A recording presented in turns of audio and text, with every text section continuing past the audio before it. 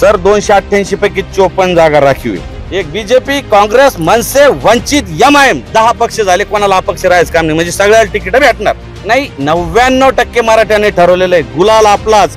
मनोज दादांना सर्वसामान्य कोणताही दगड दिला त्याला शेंदूर फासायचं काम करतील। 10 पक्षांनी एकत्र यावं आणि नारायणगडा एवढी गर्दी तर 288च्या 288 निवडून येतील। त्याचं गणित मी तुम्हाला कसं सांगतो।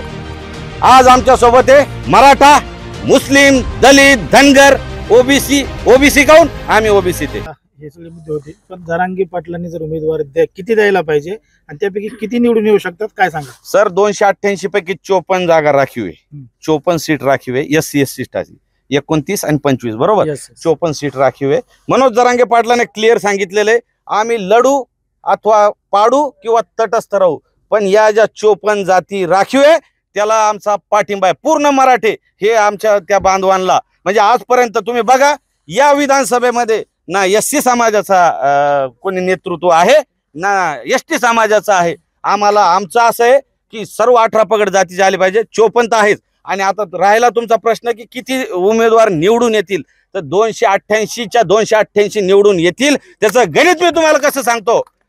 आज आमच्या सोबत आहे मराठा, मुस्लिम, दलित, धनगर, ओबीसी। ओबीसी काऊन? आम्ही ओबीसी ते मराठे हे ओबीसी ते, म्हणून मराठा ओबीसी वाद नाही, मराठा ओबीसी हे एक आहे।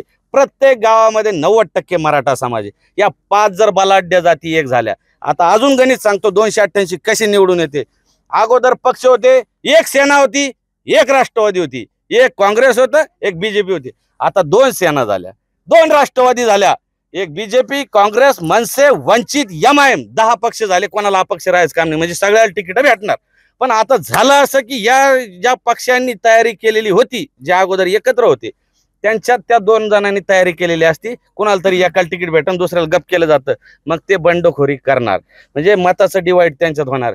90% नाही 99% मराठ्याने ठरवलेलं आहे, गुलाल आपलाच। एक शिक्का मतदान चालवणार, घरच्या चटणी भाकरी खाऊन हे समाज बांधव स्वतःच्या गाडीत पेट्रोल डिझेल टाकून स्वतःच्या पैशाने बॅनर पोस्टर बनवणार। आणि हे जे सर्वसामान्य आमचे दगड धोंडे आलेले उमेदवारीसाठी, मनोज दादांना सर्वसामान्य कोणताही दगड दिला त्याला शेंदूर फासायचं काम करतील। 54 जागा तर निवडून येतात। आणि मराठे हे आहेच ना एकत्र आहे। आणि यांचा गैरसमज काय झालेला आहे, यांनी हलक्यात घेतलं होतं, आचारसंहिता लावली, पण नारायणगडाची 3 कोटीची सभा बघितली। सर आजच्या घडीला हे जेवढे 10 पक्ष तुम्हाला सांगितले, या सगळ्या 10 पक्षाने मी देवाची शपथ घेऊन सांगतो, छत्रपती शिवरायांची शपथ घेऊन सांगतो, 10 पक्षांनी एकत्र यावं आणि नारायणगडा एवढी गर्दी त्याच्यात दम एका हजार रुपये त्यांनी देऊन दाखवा, आलिशान एसी गाड्या देऊन दाखवा। आणि अशा मातडात बसून रात्रभर मी पाहिलं, चिखलात बसून, पाऊस झालेला होता, नारायणगडावर रात्रभर लोक बसून होते, पण एकही माणूस रडला नाही। हजारो गाड्या ब्रेकडाऊन झाल्या। कधी तुम्ही न्यूजवर बघितलं का की आमचा समाज बांधव म्हणला आमचे हाल झाले? असा आमचा समाज पेटलेला आहे। नारायणगडचे आपण ऐतिहासिक अशी दसरा मेळावा पाहिला आहे। तुम्ही आता सांगितलं की राज्यामध्ये 288 जागा निवडून येऊ शकतात। या 288 जागापैकी एक जागा ही सचिन हवळे पाटलांची असणार आहे का? आता हे तुम्ही धर्मसंकटात टाकलं। माझी हे जे मी पोटतिडकीनं तुम्हाला आता स्टेटमेंट दिलं, ही माझी आग आहे।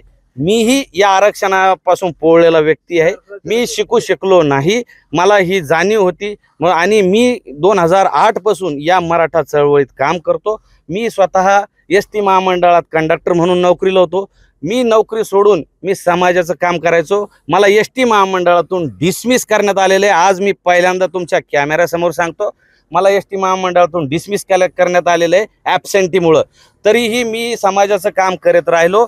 मी काम करत असताना मी बघितलं, हे जे काही आमच्यातले जे खंडोजी खोपडे होते, जेव्हा जेव्हा आंदोलन उभं राहिलं, हे स्वयंसेवक, मुख्य समन्वयक अशी यांनी नावं पाडून हे सरकारशी मॅनेज झाले, यांनी गद्दारी केली। 9 ऑगस्ट 2016ला त्या कोपर्डीच्या भगिनीवर जेव्हा अत्याचार झाला, 58 मूक मोर्चे मराठ्यांनी काढले, लाखोचे मोर्चे।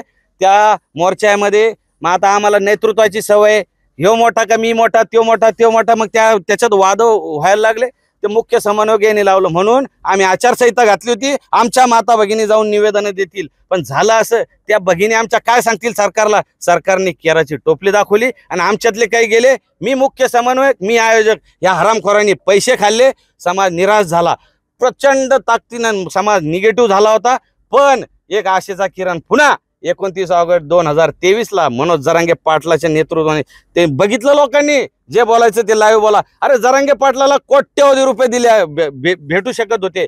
खासदारकीला जर ते उभे राहत होते तर सगळ्या पक्षांनी ठरवलं होतं एकालाही उमेदवार द्यायचा नाही, बिनविरोध त्यांना निवडून ते खासदार होऊ शकत. त्यांना वाटत नव्हतं का दिल्लीत जावा, त्यांना एखादं घर भेटलं असतं. आज पत्राच्या घरात राहते, त्यांच्या घर आजही सारून घेतलं जातं, गरम पाणी चुलीवर केलं जातं. आणि त्या माणसाला आज त्यांचे खिसे जर काढले ते नेहमी सांगतात 10 रुपयेही सापडणार नाही. मग कशामुळे येतो समाज आज लाखो रुपये हे लोक त्यांच्यावर कुर्बान करते काहून? अरे एखादा सर्वसामान्य शेतकऱ्याचा पोरानं जर ही क्रांती केली, सगळे पक्ष विरोधात गेले, एकही पक्ष आमच्या फेवर मध्ये नाही, पण सर्वसामान्य बांधव हे मनोज जरांगे पाटलाच्या पाठीशी आहे.